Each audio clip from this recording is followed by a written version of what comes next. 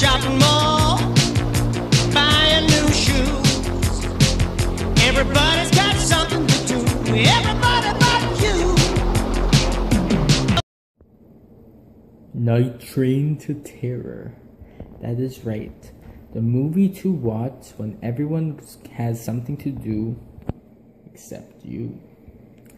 Night Train to Terror is a B movie.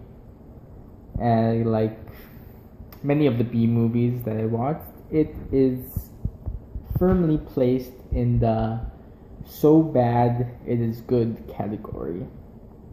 And pretty much Night Train to Terror is what happens when you have three films that are so bad that no one wants to distribute them, and you decide, say, hey, why don't we just cut them up in taking out all the parts with dialogue and just put in all the bloody parts, cut them up and put them in an anthology. So that's what Night Train to Terror is, and pretty much the plot of Night Train to Terror, the frame of the frame story, so to speak, is a train, and Satan and God are on this train, and the guy who plays God is credited as himself, and the guy who plays Satan is credited as Lucifer. Anyways, so they're on a train, and Satan and God are trying to decide the fates of all the people on the train. And meanwhile, as this is going on, in another part of the train, we have these musicians who are playing this song that they knew, the only song they know, over and over and over again. They play it at the beginning of the film.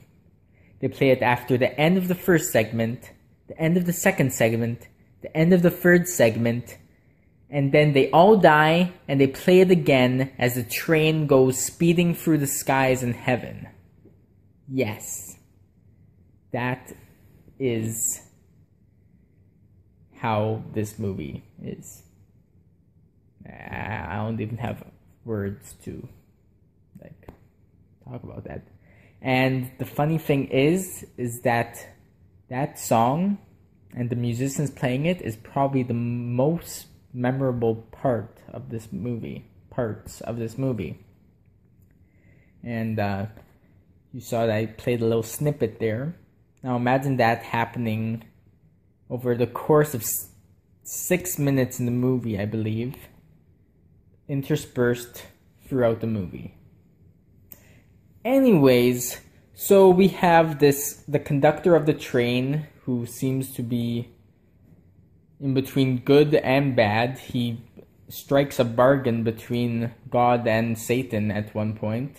And we have God, who pretty much has all these cheesy lines about his omnipotence and about how everyone is good at heart, and pretty much they're deciding the fate of the people on the train, and they're watching the segments of the anthology, which are supposed to be the people's life stories, and pretty much in every one of them, God considers them to have repented and gone on to a good life or whatever, so he lets them pass into heaven, and Satan's getting upset because he wants them all to be his. And God also defends the musicians. For what reason, I have no clue.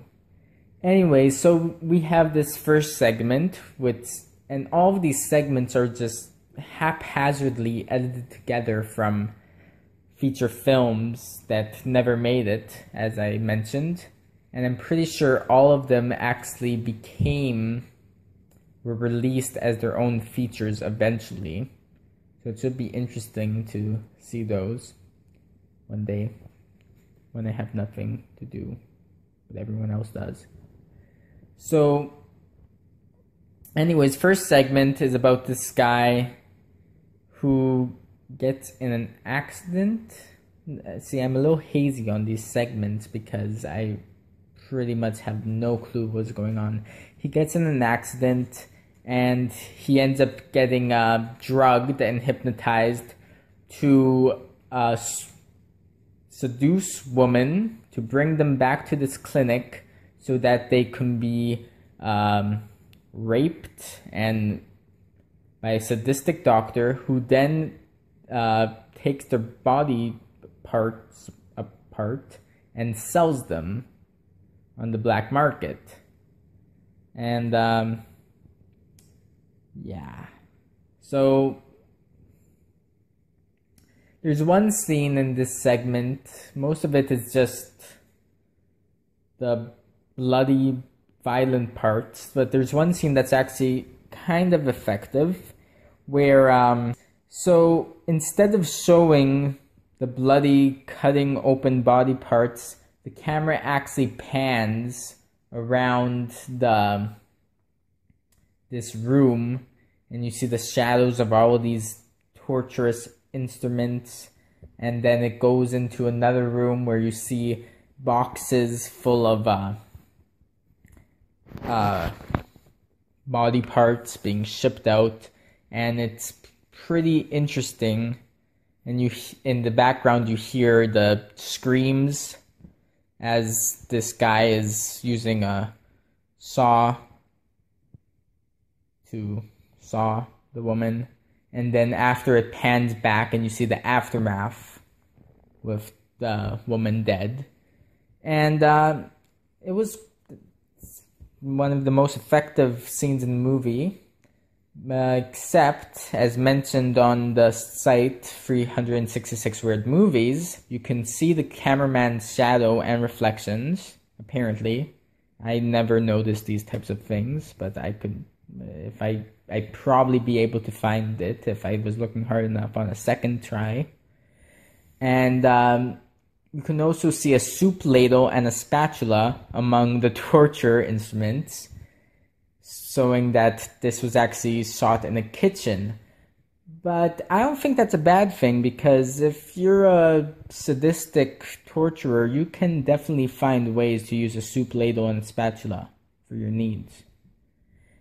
Anyways, so that's the first segment. The second segment, I think, is even more haphazardly edited about... I don't even know what it's about. It starts off as... well, like lovers. I don't even know. I'm just going to talk about the memorable parts. The memorable parts is this deaf club. And the deaf club, what they do, they all had near-death experiences. So they decided it's a great idea to try to have more near-death experiences. So they play these certain games. So the first game they play, and the most memorable one, is they have this stop-motion animated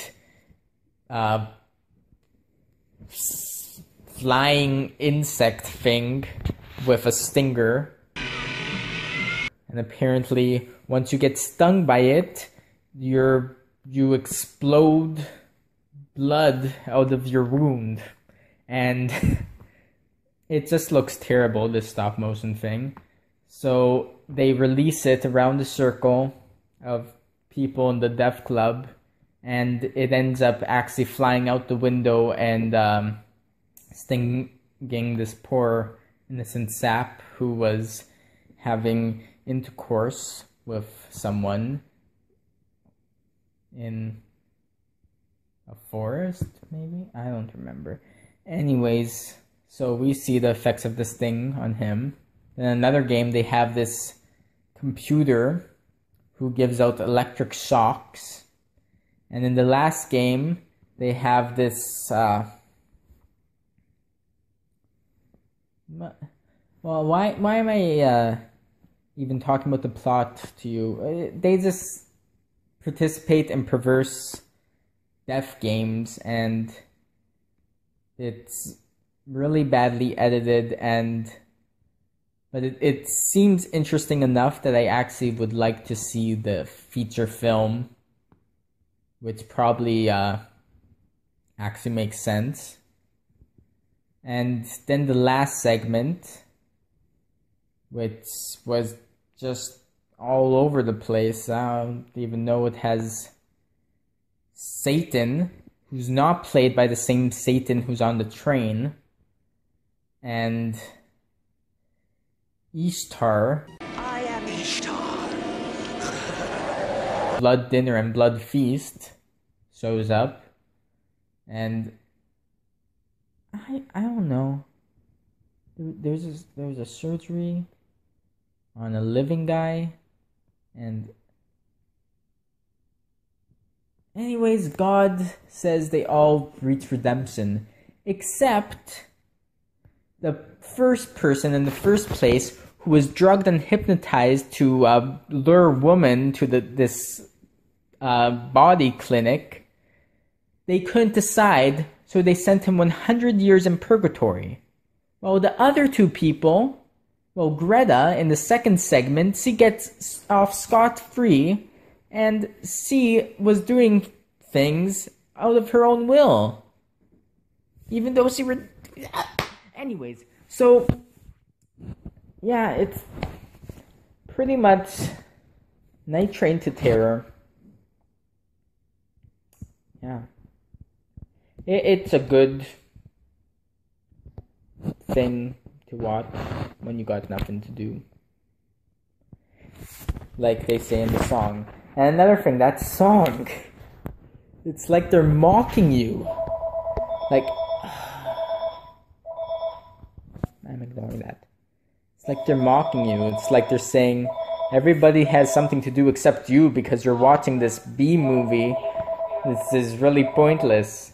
It's like they know. Shut up. So, yeah.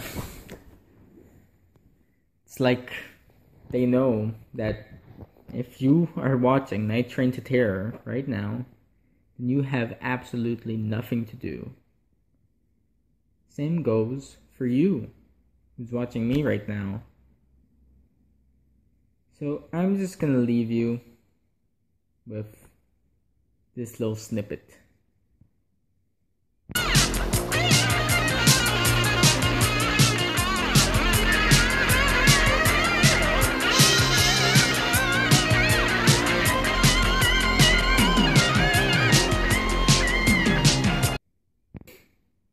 Nice